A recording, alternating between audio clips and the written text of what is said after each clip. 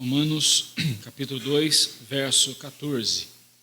A partir do verso 14. Diz assim a palavra de Deus: Quando, pois, os gentios que não têm lei procedem por natureza de conformidade com a lei, não tendo lei, servem eles de lei para si mesmos. Estes mostram a norma da lei gravada no seu coração, testemunhando-lhes também a consciência e os seus pensamentos, mutuamente acusando-se ou defendendo-se. No dia em que Deus, por meio de Cristo Jesus, julgar os segredos dos homens de conformidade com o meu evangelho. Vamos orar ao Senhor.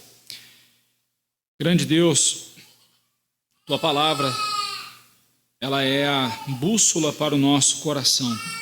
Somos, ó Deus, por natureza, desorientados espiritualmente. Somos confusos. Somos, ó Deus, obtusos em nosso entendimento. Mas a tua palavra, Senhor Deus, ela vem trazer luz, a luz do Senhor para nós. A tua palavra vem nos dar a direção que devemos seguir. A tua palavra nos revela a tua vontade, que é boa, agradável e perfeita. Por isso mesmo, Senhor, clamamos que o teu Santo Espírito, fazendo uso da tua palavra anunciada agora, fale ao nosso coração e molde o nosso coração para. Se só falta ser crente para aquela pessoa, então falta tudo. Então, ela não tem nada. Mas como é que pessoas más, não convertidas a Cristo, ímpios, pecadores, ainda conseguem fazer coisas que são, entre aspas, boas? Nós precisamos definir primeiramente o que são boas obras. A nossa confissão de fé deixa bem claro que as boas obras, à luz da palavra de Deus, não são obras, meramente obras de caridade, obras de generosidade, como geralmente se pensa.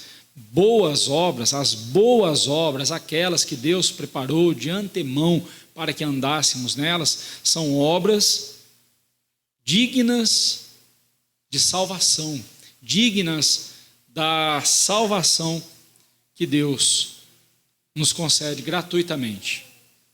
E aí a pergunta que fica é: quais seriam essas obras? Nossas? Nenhuma. Mas existem boas obras que são dignas de salvação. E essas boas obras foram realizadas pelo Senhor Jesus. Quando um ímpio faz algo bom ou algo aceitável, algo que é tido como justo, correto, ele está fazendo a vontade de Deus, sim. Porque é a vontade de Deus que todo ser humano faça o que é correto. Mas esse texto que nós estamos agora com ele diante de nós, vem nos mostrar como é que isso acontece, como é que isso pode acontecer. Contudo, meus irmãos, nós venhamos a fazer obras corretas, obras dignas, obras tidas como boas, obras de caridade ou qualquer coisa assim, nenhuma obra nossa merece a salvação. Nenhuma obra do ser humano merece a salvação, porque nós somos capazes das atitudes mais nobres com as intenções mais pobres por causa do pecado. Não há nada de bom em nós, nada de bom que seja inerente a nós, que seja oriundo do nosso coração. Se há algo bom em nós, é a graça de Deus. E esse texto vem nos mostrar exatamente isso. E é disso que Paulo está tratando aqui, quando ele menciona lá no versículo 12, que uma pessoa é condenada por ser pecadora, e o fato dela não conhecer a lei de Deus, ou ela ter passado a sua vida sem ter tido qualquer contato com a palavra de Deus, isso não a torna injustiçada, e nem Deus injusto por mandar essa pessoa para o inferno. É fato que existem milhares de pessoas no inferno hoje que nunca tiveram contato com a palavra de Deus. Mas aí não seria injusto da parte de Deus lançá-los no inferno? Não, porque eles foram lançados no inferno, não foi por causa do não conhecimento que eles não obtiveram da palavra de Deus, mas sim por serem pecadores. As pessoas são lançadas no inferno por serem pecadoras. Aos eleitos de Deus, a palavra de Deus é anunciada. E um eleito só pode ser alcançado, só pode ser salvo, só pode ser transformado mediante a pregação da palavra de Deus. Por isso que a pregação da palavra, ela é crucial, ela é essencial e ela é uma necessidade que a igreja tem e é uma responsabilidade que a igreja tem e tem que cumprir. Pregar o evangelho não é opção para nós. Pregar o evangelho é o único meio pelo qual um eleito haverá de ser alcançado pela palavra de Deus. Por isso nós temos que pregar o evangelho. Não sei quem são os eleitos de Deus. Eu só sei que se houver algum eleito me ouvindo enquanto eu estou pregando, ele será alcançado. Se é o momento preparado por Deus de ele ser salvo, é aquele momento ali, mediante a pregação da palavra de Deus. Porque ninguém vai ser salvo senão pela palavra de Deus, pela pregação da palavra de Deus. A fé vem pelo ouvir da pregação da palavra de Deus. Uma coisa está ligada à outra e não podemos jamais esquecer disso. Mas aqui o apóstolo Paulo, ele fala sobre uma situação que acontece com os gentios, ou seja, com aqueles que não são convertidos. Existem judeus também que não são convertidos. Mas aqui ele está fazendo essa distinção entre gentios que não tiveram a lei de Deus revelada, que não receberam a revelação especial de Deus, que nunca tiveram contato com a palavra de Deus, e judeus que, de sua parte, receberam da parte de Deus a revelação, receberam a lei, receberam então a revelação especial de Deus. Paulo está fazendo um contraste entre esses dois grupos aqui. Ele não está dizendo que todo judeu é salvo, ele não está dizendo que todo gentio é condenado. Não, ele está dizendo o seguinte: os gentios não tiveram a revelação da palavra de Deus, os judeus tiveram. E aí ele levanta essa seguinte questão: quando, pois, um gentio, que não tendo a lei de Deus em suas mãos e em seu coração, não tendo contato nenhum com a lei, ele age, ele comporta-se por natureza de acordo com a lei de Deus, ou seja, ele realiza obras de conformidade com a lei de Deus, mesmo sem saber que a lei de Deus existe. Paulo diz: não tendo lei, ou seja, não tendo a lei de Deus em seus corações, servem eles de lei para si mesmos. Ou seja, o que Paulo está dizendo com isso aqui?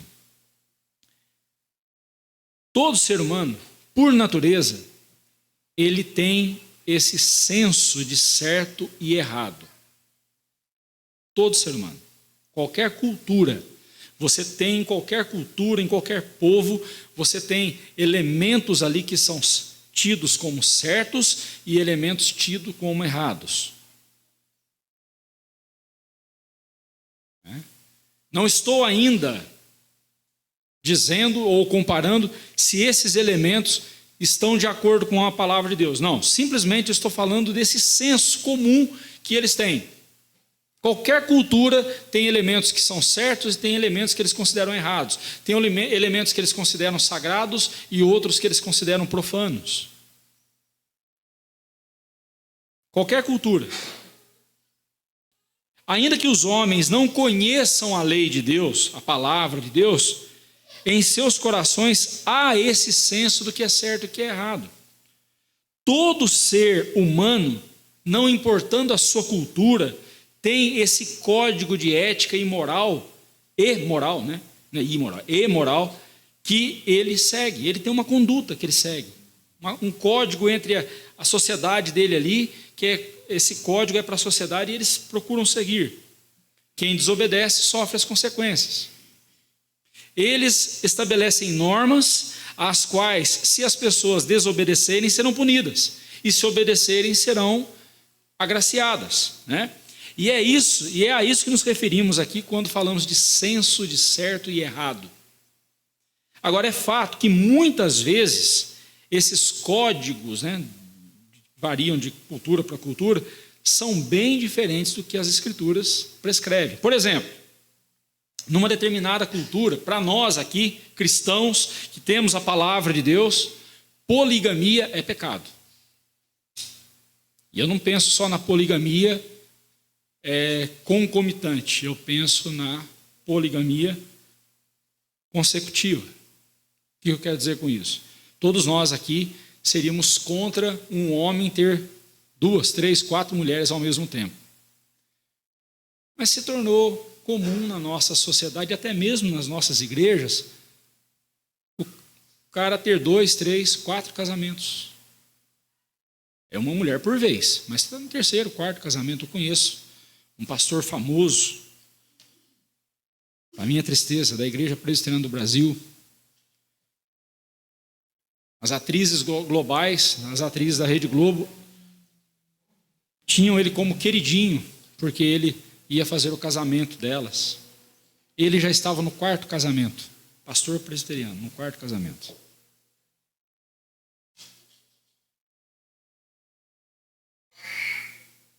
Triste isso. Na nossa denominação.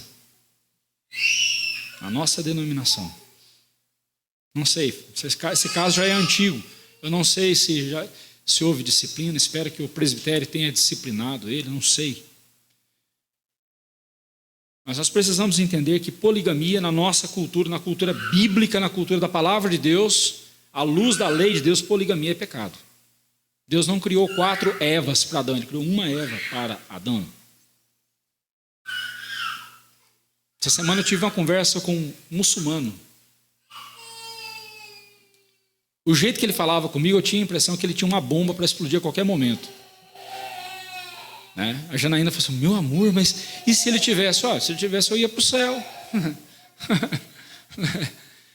Mas esse muçulmano, e falando um monte, ele não parava de falar, a técnica deles é assim mesmo, despejando um monte de perguntas, querendo mostrar contradições no cristianismo e tal. Eu falei assim, você me desculpa, sabe por que eu sigo a Jesus? Porque ele morreu por mim. Eu sigo a Jesus porque ele é o Filho de Deus, ele é Deus, e ele morreu por mim. Diferentemente de você que segue um pedófilo.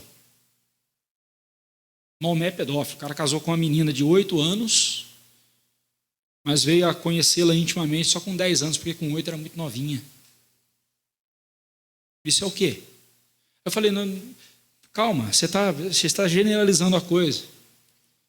Você está falando muito aí da origem, a lei, o Gênesis, os princípios da palavra de Deus, mas na Bíblia um homem tem que ter uma mulher só, e na sua lei pode ter até 4. Eu não sou polígamo, eu não sigo poligamia como você, e você vem, fala o que para mim? Né? Aí ele falou para mim, vocês são intolerantes. Eu falei assim, não somos intolerantes. Tanto é que eu estou conversando com você, você mora no meu país e você aqui é bem aceito, e ninguém impede você de falar o que você está falando. Agora, vou eu lá no seu país falar de Jesus, como você está fazendo aqui de Maomé, para você ver o que vai acontecer comigo. Isso não vai acontecer nada. Quantos missionários nossos estão sendo perseguidos por vocês? Ele fala, onde? Você acha que eu vou entregar os meus irmãos?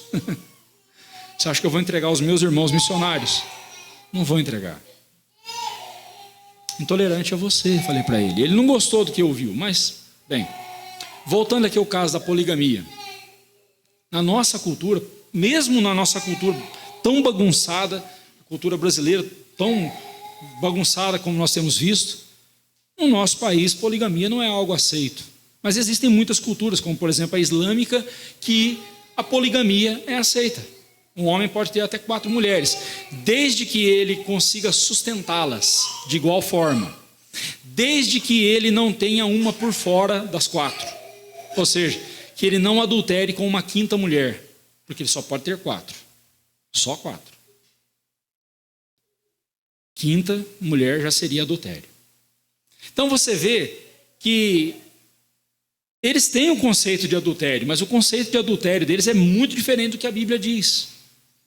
Mas há um conceito de certo e errado, há um conceito que eles dizem assim, tal coisa é certa, tal coisa é errada, tal coisa é permitida, tal coisa não é permitida. Agora, o que é que mostra que de fato uma coisa é certa e que de fato uma coisa é errada? É a palavra de Deus, não é a cultura humana. Não é a cultura dos homens, é a lei de Deus. Mas mesmo quando os homens não conhecem a lei de Deus, não entendem a lei de Deus, nunca tiveram contato com a lei de Deus, eles têm esse conceito de certo e errado, isso é suficiente para eles serem julgados por Deus. É isso que Paulo está dizendo aqui. Eles servem, é isso que ele quer dizer por eles servem de lei para si mesmos. Eles se condenam no momento em que eles dizem para Deus, ou em que eles dizem assim, tal coisa é certa, tal coisa é errada. Ah, então você sabe o que é certo e o que é errado? Bem, vamos rebobinar a fita. Nossa, nem se usa mais fita, né? Vamos voltar aí o vídeo aí. Vamos lá para Gênesis, lá para o Éden. Quando Deus ordenou a Adão e Eva, não comam do fruto da árvore do conhecimento do bem e do mal, porque o dia em que vocês dele comerem, vocês certamente morrerão. A partir daquele momento em que eles desobedeceram a Deus e comeram do fruto proibido, a Bíblia diz que eles passaram a conhecer o bem e o mal. Coisa que até então eles não sabiam, não tinham consciência alguma. Mas eles passaram a ter conhecimento do bem e do mal. Só que por causa do pecado em seus corações, ou isso todos nós, o pecado em nosso coração, nós somos totalmente incapazes de lidar corretamente com o mal. E até mesmo com o bem. Porque tem muita coisa que a gente acha que é bem e não é. Tem muita coisa que a gente acha que é mal e não é. E tem muita coisa que é má e a gente simplesmente não tem problema nenhum em fazer porque a gente não está medindo esses elementos à luz da palavra de Deus.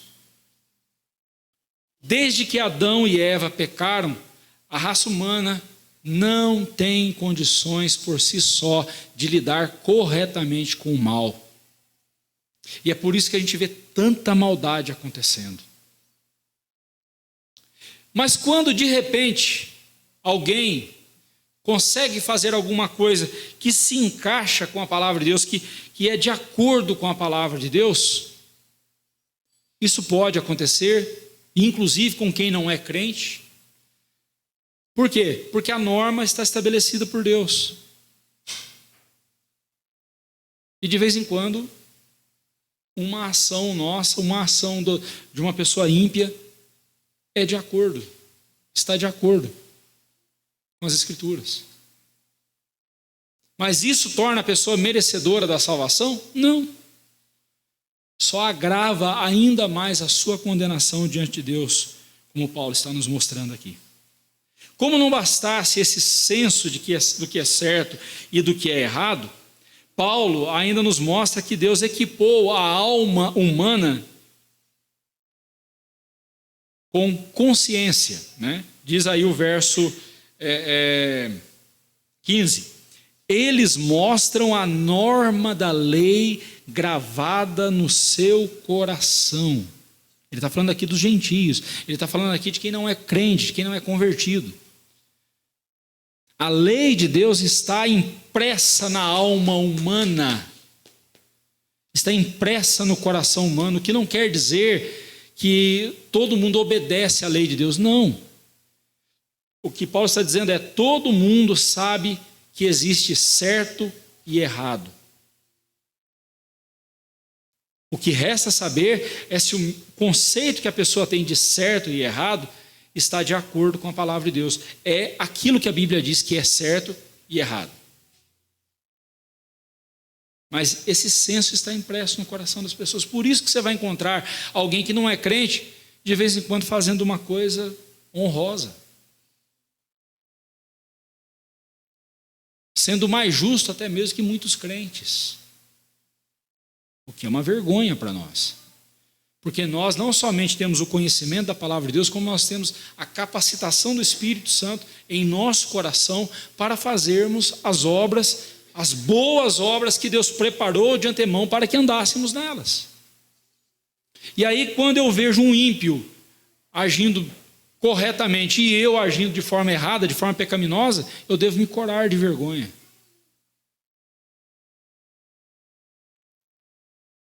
Mas Paulo aqui não está falando de merecimento de salvação e nem de salvação pelas obras. Paulo simplesmente está dizendo o seguinte: todo ser humano tem no seu coração esse senso do que é certo e errado. O que ele não tem é a clareza se esse senso que ele tem está de acordo com a Bíblia.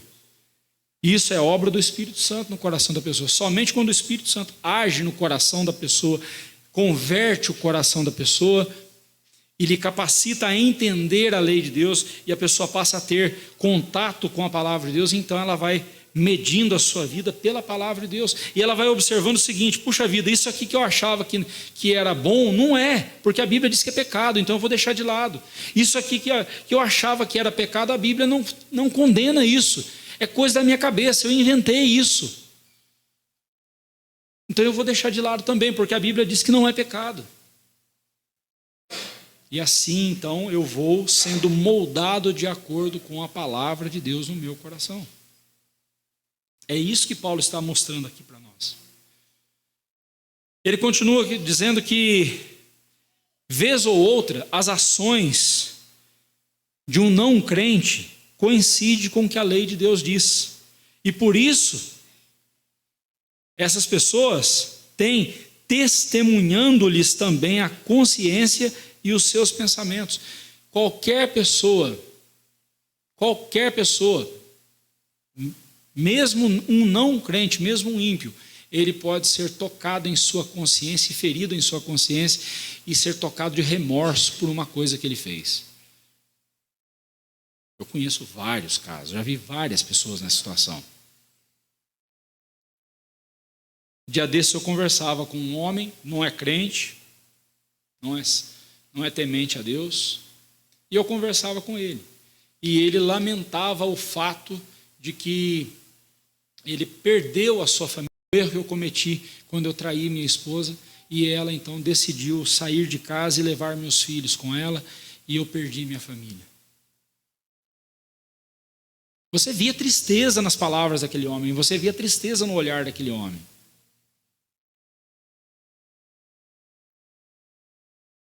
Ele estava genuinamente tocado de remorso. Bem, pelo menos pelas palavras dele, né? Quem sabe Deus tenha misericórdia e o leve ao arrependimento também. Porque remorso não é arrependimento. Remorso é muito diferente de arrependimento. Arrependimento leva à vida. Remorso leva à morte. Exemplo claro disso, Davi e Judas Iscariotes. Davi foi tocado de arrependimento. E ele foi perdoado por Deus e foi restaurado pelo Senhor. Judas Iscariotes, a Bíblia, com todas as letras diz, e tocado de remorso foi e se suicidou. Porque o remorso, ele trabalha com a tentativa de compensar por um erro cometido. Remorso é isso. Eu quero pagar pelo meu erro cometido. O arrependimento diz assim: eu jamais posso pagar pelo meu pecado.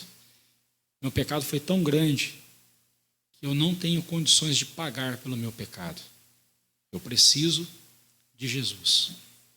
Eu preciso da graça de Jesus. Eu preciso do perdão de Jesus. Eu preciso de algo muito maior que o meu pecado para dar jeito no meu pecado, porque eu por mim mesmo não consigo. Por isso eu estou profundamente arrependido do que eu fiz e consciente de que eu não consigo fazer nada para mudar minha situação se não for obra de Jesus, se não for Jesus vindo e me resgatando. Eu jamais consigo sair do fundo desse poço. Essa é a diferença básica entre arrependimento e remorso. Mas mesmo um ímpio, ele pode ser tocado por esse remorso. A consciência dele pode acusá-lo. Ou, às vezes, defendê-lo, né? Não, peraí. O que aconteceu com você, você foi vítima, né? Mas ele sabe que foi feito algo, que ele fez algo errado. Mas ele começa a se justificar, né? Começa a se defender. É isso que Paulo está nos mostrando aqui. John Murray diz o seguinte: o fato de que os gentios praticam as obras da lei e não são uma lei para si mesmo, e são uma lei para si mesmos, demonstra que a norma da lei se encontra gravada em seus corações.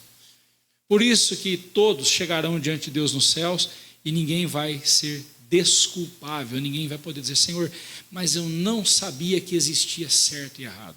Sim, você sabia. Você tinha esse senso em seu coração e você não agiu tal qual. E você não buscou saber se o que você entendia por certo e errado era de fato certo e errado de acordo com a minha palavra. Você é culpado. Essa é a dura realidade. Quando Paulo, então, diz que os gentios que não têm lei procedem por natureza de conformidade com a lei, ele não está afirmando aqui que eles não têm uma natureza pecaminosa, por isso, por natureza, eles procedem de acordo com a lei. Não é isso que Paulo está dizendo. Ele apenas está dizendo que quando eles conseguem esporadicamente, lá de vez em quando, você já viu aqueles joguinhos, né, que tem na internet, de um carro que vem correndo assim, aí tem o contorno do carro, e aí você tem que parar exatamente naquele momento para o carrinho ficar encaixadinho ali naquele contorno. Você já viu esses joguinhos? Credo, o pastor Levar joga joguinho de internet, né? Você deve estar pensando nisso. Às vezes está lá na rede social, a gente acaba mexendo, né? Mas está lá, o bichinho veio correndo assim, você tem que parar exatamente naquele lugar. E eu, né, como eu gosto de desafios, eu vejo esse negócio, eu fico doido, sabe? Vou tentar, né? Vou tentando. Eu sei que eu estou dando um monte de like para o camarada lá que inventou o joguinho, né? Mas paciência. Aí, quando eu consigo acertar, eu tiro um print da tela e mando para eles ver, eu só consegui. Me lembra exatamente isso aqui. Quando a gente consegue acertar, quando a gente consegue fazer uma obra, quando o ímpio consegue acertar algo que está de acordo com a Bíblia, de acordo com a palavra de Deus, ele só está acentuando ainda mais a sua culpa diante de Deus. Ele serve de lei para si mesmo. Ou seja, ele se condena diante de Deus por saber o que é certo e errado, mas não ter agido tal qual. Bem, nenhum ser humano poderá alegar diante de Deus que não sabia o que era certo e o que era errado, ainda que tenham tido um conhecimento muito equivocado ou muito superficial sobre o que é certo e errado. O pouco que souberam será suficiente para condená-los. Como então conciliar essa verdade, esses versículos, com aquela doutrina que nós temos, a doutrina da depravação total? O que é a depravação total? Ou total depravação, tanto faz. A ordem dos fatores não altera o produto, é a mesma coisa. O que é essa depravação total? Como conciliar essa doutrina com o que Paulo está dizendo aqui? Primeiramente, nós precisamos entender que a doutrina da depravação total, ela não ensina, como muitos entendem de forma errada, que o homem seja inteiramente incapaz de fazer qualquer coisa boa. Não é possível. Mesmo pecadores conseguem fazer coisas tidas como boas. A questão, como eu já disse, o que é essa coisa boa? O que é essa boa obra? Essa boa obra é uma obra digna, uma obra justa, uma obra digna de salvação. Aí nenhum ser humano, nem mesmo os crentes, tem essa condição por si só. Eles precisam de Jesus. Então, depravação total significa que não há uma só área da nossa personalidade, dos nossos sentimentos, das nossas ações, dos nossos pensamentos. Tudo em nós foi danificado severamente pelo pecado. Não há uma única obra nossa, não há um único pensamento nosso que não venha contaminado pelo pecado. Nós somos totalmente depravados. É isso que nós afirmamos com depravação total. Agora, essa doutrina da depravação total, ensina que o pecador é totalmente incapaz de realizar alguma obra que mereça salvação como pagamento. Porque até mesmo quando o homem faz algo digno, honroso, ele não merece a salvação por causa daquilo que ele fez. Tiago vai dizer que se eu obedeço 9 dos mandamentos e falho num só, eu boto a perder todos os outros. Não que eu joguei fora os outros mandamentos, mas eu me torno culpado. Se eu não pratiquei nenhuma ação pecaminosa, mas eu tive pensamentos impuros, eu sou pecador. Eu mereço a condenação por causa desses pensamentos. E não há uma única área da minha vida que não tenha sido danificada pelo pecado. É isso que diz a doutrina da depravação total. Até mesmo quando o homem faz uma coisa tida como boa, pode fazê-la com as intenções mais erradas. Repito, somos capazes das obras mais nobres com as intenções mais pobres e podres. Somos capazes de estender a mão e ajudar uma pessoa necessitada só para que as pessoas nos vejam fazendo uma obra de caridade. Não porque a gente está preocupado e condoído com o sofrimento daquela pessoa. Não porque queremos agradar a Deus e honrar a Deus que nos manda olhar para o nosso próximo com amor. Mas nós queremos os olhares dos nossos próximos porque somos soberbos. Impossível. É possível, como o pai que atende ali o seu filho que está choramingando, está pedindo, só para que ele fique quieto, né? Está aqui o celular, filho. Aqui. Fica quieto. Você não atendeu porque ele tem uma necessidade a ser suprida. Mas você tem uma necessidade de ficar sossegado e você se livra logo. Muitas vezes a gente age assim. Somos capazes das obras mais nobres com as intenções mais pobres. Contudo, é importante lembrarmos que neste parágrafo, Paulo não está defendendo ou refutando a doutrina da depravação total. Pelo contrário, ele apenas está desenvolvendo o argumento dele de que há um só caminho através do qual o pecador, quer seja gentio, quer seja um judeu, possa alcançar a condição de ser aceito por Deus. E esse caminho é o próprio Senhor Jesus. É disso que ele está falando aqui. Judeu, você está aí batendo papo, roncando papo, né? Está aí se arvorando, se ensoberbecendo porque você tem a lei de Deus. Você quebra a lei de Deus o tempo todo. E aí você vira para o gentio e acusa o gentio de que ele não tem lei. Mas já observou que às vezes esse gentio faz o que você não faz? Ele faz o que é certo e você não faz. Você tendo a lei de Deus não faz e ele não tendo ele faz. Mas calma, gentio, você não é melhor que o judeu por causa disso não. Porque se você sabe o que é certo e errado e está agindo de forma errada diante de Deus, você é condenável. O que Paulo simplesmente está dizendo é aquilo que ele já vem dizendo desde o começo. Não há um justo sequer. Ele vai dizer isso no capítulo 3. Não há um justo sequer. Então todos nós temos que curvar-nos em humildade diante de Deus e entender que não somos nós que nos salvamos, não são as nossas obras, não é o nosso conhecimento, mas é o que Deus faz em nós por meio de Jesus é que nos salva.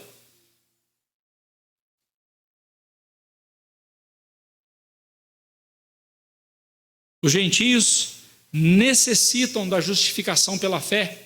Nós vimos isso lá no capítulo 1, versículo 21, que diz: porquanto, tendo conhecimento de Deus, não o glorificaram como Deus, nem lhes deram graças. Os judeus fizeram a mesma coisa. Capítulo 2, versículo 3, nos mostra isso. E eles cometeram o mesmo pecado. Tendo conhecimento de Deus também, não se renderam a Deus, não. Quando Jesus veio, eles negaram ao Senhor Jesus, cometeram o mesmo pecado que os gentios cometeram. Por quê? Porque todos são pecadores, todos fazem parte da mesma massa falida, da mesma massa pecadora. Quando o homem consegue fazer coisas boas, isso é a graça e a misericórdia de Deus refreando a sua maldade. Sabe por que muitas vezes a gente se escandaliza com a maldade alheia? Meu Deus, como é que ele pôde fazer aquilo? Você sabe por que você não faz aquilo que aquela pessoa fez? Porque é a graça de Deus agindo na sua vida e refreando a sua maldade. É só Deus retirar a mão dele de sobre você e de mim. Nós somos capazes das mesmas atrocidades e até piores. Até mesmo quando um ímpio consegue fazer algo tido como bom, aceitável, louvável, isso é a graça de Deus na vida dele, refreando a maldade dessa pessoa, segurando a maldade dessa pessoa, para que ela consiga fazer aquilo. Meus irmãos, quando eu falo isso, o meu coração se estremece, porque eu não imagino do mal que eu sou capaz de fazer. Eu não consigo imaginar o mal que eu sou capaz de fazer. De tão pecador que eu sou. Eu sei que eu só não faço esse mal que eu sou capaz de fazer, porque Deus é quem me segura, é Deus quem refreia em mim essa maldade. Por isso que a gente não pode ser arrogante e soberbo para com as pessoas.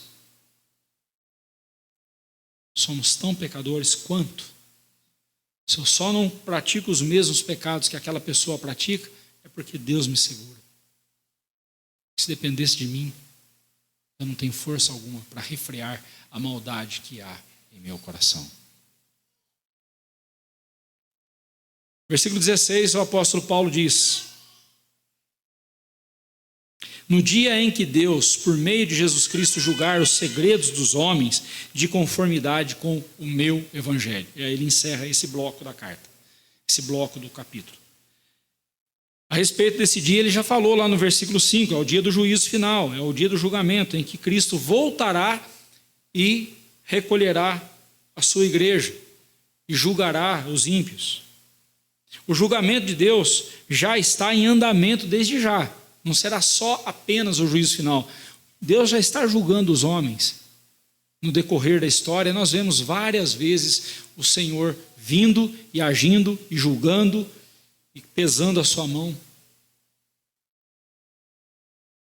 Agora o dia do juízo final será o dia do juízo derradeiro, o dia do juízo pleno de Deus sobre o mal, sobre o pecado.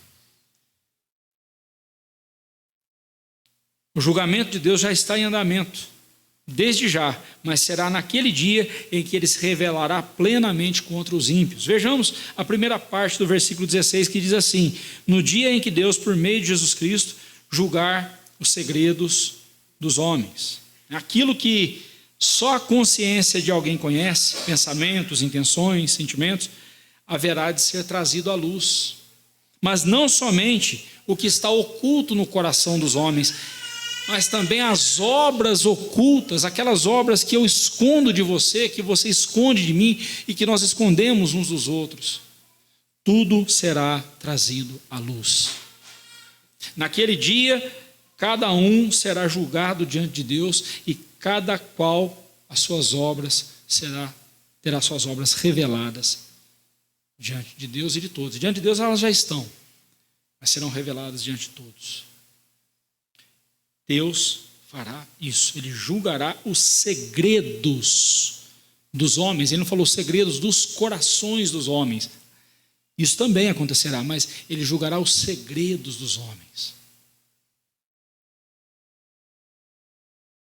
Aquele pensamento que eu tive a seu respeito e eu não contei nem para ninguém, nem para minha esposa, será trazido à luz. Aquilo que eu fiz e ninguém ficou sabendo, será trazido à luz. No caso dos eleitos, no caso dos filhos de Deus, será trazido para que neles seja manifestado o perdão de Deus e Deus seja glorificado como Deus perdoador, misericordioso, que transforma pecadores em filhos da sua glória. No caso dos ímpios, é o justo merecimento pelo pecado deles. Eles serão lançados no inferno. E essa pergunta que eu venho fazendo desde o começo do capítulo 2, eu repito: de que lado você está? De que lado você está? Deus não nos separa pela cor da pele, pela posição social, por nada disso. Pelo sexo, nada disso. Ele nos separa em dois grupos. Nós vimos que Deus não faz acepção de pessoas. Semana passada vimos isso. Mas Ele faz distinção de pessoas. Ele distingue para si o eleito e o não eleito. O salvo do condenado. O probo do réprobo. E você? Qual grupo você pertence? A parte final desse versículo diz assim, segundo o meu evangelho. Não, uma tradução mais clara do texto seria assim, no dia em que Deus julgar os segredos dos homens por meio da justiça de Cristo, conforme o evangelho que prego. É isso que Paulo está dizendo aqui. Paulo não está dizendo que é o evangelho dele que vai julgar, até mesmo porque o evangelho não é de Paulo, o evangelho é de Jesus. Quando Paulo fala meu evangelho, ele fala a mensagem que eu tenho pregado, o ensino que eu tenho dado a vocês é a mensagem que Cristo me deu. E eu estou mostrando para vocês, eu estou ensinando vocês o que vai acontecer, estou alertando vocês sobre o que vai acontecer, porque é isso que diz o evangelho de Cristo, o evangelho que eu tenho pregado, o evangelho que eu prego. Lá em 1 Coríntios 4, versículo 5, lança luz sobre esse texto, ele diz assim, portanto, nada julgueis antes do tempo até que venha o Senhor, o qual não somente trará à plena luz as coisas ocultas das trevas, mas também manifestará os desígnios dos corações. E então, cada um receberá o seu louvor da parte de Deus. O Senhor Jesus Cristo será o juiz naquele dia. Deus, através da justiça de Jesus, essa mesma justiça que hoje justifica o pecador, perdoa e leva o pecador ao arrependimento, essa mesma justiça será usada para medir as ações dos homens. E ninguém será achado justo por si mesmo com uma justiça tão perfeita como a de Jesus. Somente aqueles que estiverem em Jesus. Encerrando aqui e trazendo algumas aplicações para nós desses versículos. Pergunto a você, você está preparado para o dia do juízo final? Você está preparado para esse dia? A lei de Deus rege a sua vida? Não, pastor, nós vivemos na era da graça para os homens. Ele deu porque Ele é gracioso. Ele revelou a vontade dEle aos homens porque Ele é misericordioso. O nome disso é graça. A graça de Deus é a forma como, a lei de Deus é a forma como nós devemos viver a graça de Deus. A lei de Deus é a forma como Deus quer que nós vivamos a graça dEle em nossa vida. Qual tem sido o relacionamento seu com a Bíblia? Ela rege as suas ações? Ela rege as suas decisões?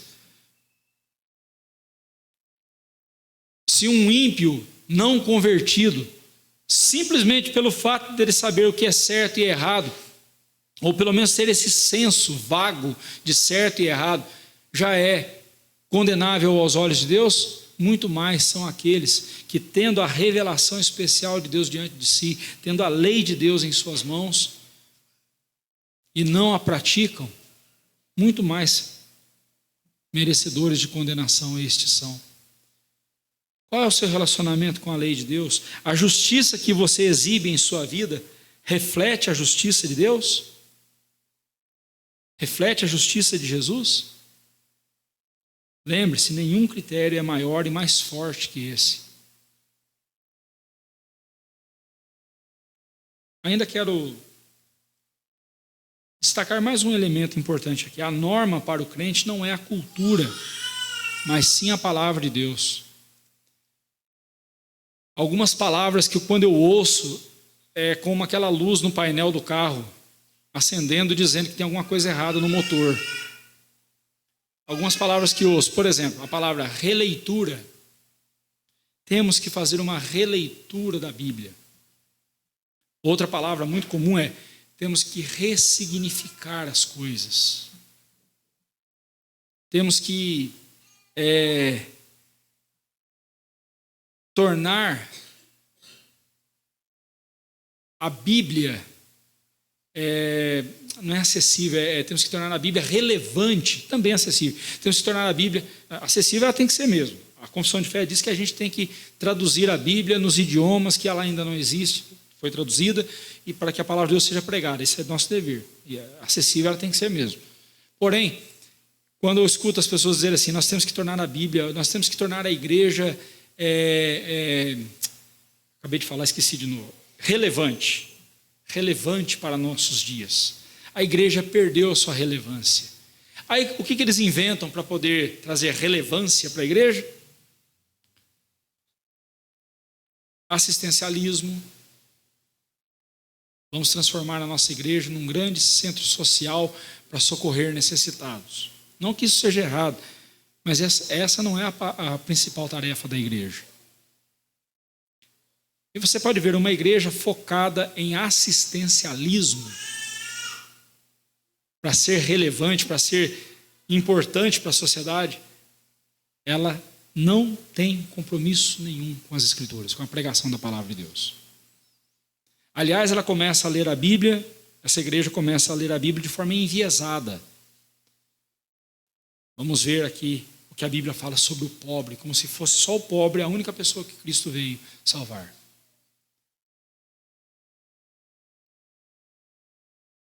A igreja tem que ser relevante para esses dias. Aí começam o quê? Vamos fazer aqui, em vez de um culto no domingo, tem nada demais a gente montar um ringue aqui e fazermos um festival de boxe, de MMA, de luta marcial aqui na igreja. Os irmãos aí que são chegados em jiu-jitsu, vamos fazer aqui um campeonato de jiu-jitsu aqui na igreja. Aproveita e convida lá o seu amigo que não é crente, para ele estar aqui. Aí depois no final, depois que a gente moeu cada um aqui na pancada, a gente faz uma oração e prega o evangelho. Irmãos, vocês estão dando risada, mas é isso que a gente tem visto por aí. Então, quando eu escuto essas conversas, eu estou vendo o quê? As pessoas tentando moldar a Bíblia, a mensagem da palavra de Deus, à nossa cultura. Que é isso, pastor? Hoje em dia, se você não aceita o homossexual, você é intolerante. Não, é bem-vindo, pode vir. Pode frequentar a nossa igreja quantas vezes quiser. Só não vamos adotar as práticas dele. E se ele quiser se tornar um membro da nossa igreja, ele vai ter que abandonar o pecado dele. Essa mesma mensagem eu digo para o adúltero, essa mesma mensagem eu digo para o político corrupto, essa mesma mensagem eu digo para o estuprador, essa mesma mensagem eu digo para qualquer outro pecador, para o mentiroso, para o caloteiro. Aqui é caloteiro, é a pessoa que não paga suas dívidas e se enriquece às custas do dinheiro do outro, roubando o outro. E assim por diante. Qualquer pecador pode vir à igreja, a igreja está de portas abertas para qualquer pecador. Se abriu as portas para mim, por que não vai abrir a porta para outro? Só que o evangelho me leva à mudança, à transformação de vida, não uma transformação que eu faço, mas uma transformação que eu sofro, que eu recebo pelo Espírito Santo, por Jesus Cristo em minha vida e pela palavra de Deus. Então eu não posso moldar a palavra de acordo com a cultura, mas é a cultura que tem que ser moldada de acordo com a palavra de Deus. Como eu disse aqui no começo, a nossa cultura tem o senso de certo e errado. Mas o que é que diz o que é certo e o que é errado de fato? É a Bíblia. Não é o que eu acho, não são os meus estudos, não é a minha filosofia. É a palavra de Deus. Eu não posso jamais mudar o que a palavra de Deus diz para torná-la mais aceitável, mais palatável para o pecador. Não. Porque se é para ele continuar do jeito que ele está, para que eu vou pregar o evangelho para ele? Continue do jeito que está. A pregação do Evangelho é para que haja transformação, para que haja mudança, que haja resgate.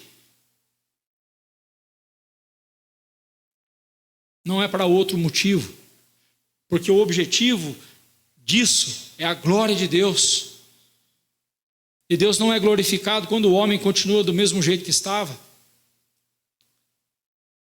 E se te chamarem de radical por causa disso, irmão, não fica triste não. Agradeça a Deus. Radical significa aquele que tem raiz.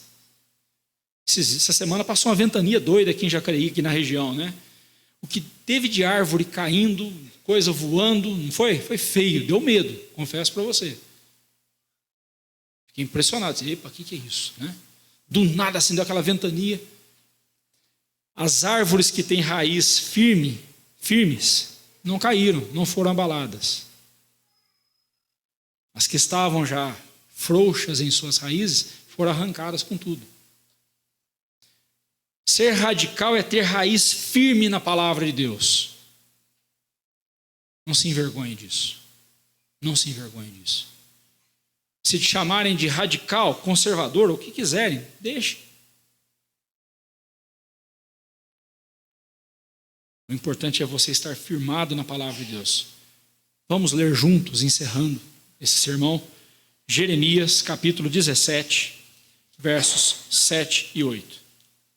Vamos ler juntos. Jeremias 17, 7 e 8.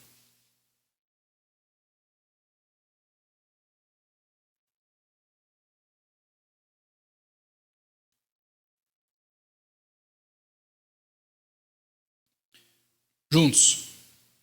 Bendito o homem que confia no Senhor e cuja esperança é o Senhor, porque ele é como árvore plantada junto às águas, que estende as suas raízes para o ribeiro e não receia quando vem o calor, mas a sua folha fica verde e no ano da sequidão não se perturba nem deixa de dar fruto. Estenda as suas raízes para o rio da palavra de Deus. Nutra o seu coração com a palavra de Deus. Fortaleça-se. E não siga a onda da cultura, da modernidade. Não, siga a palavra de Deus. Ela é eterna. As culturas vêm e vão. A palavra de Deus permanece. Que as suas raízes se alastrem rumo ao rio da palavra de Deus. Para a glória do Senhor. Amém.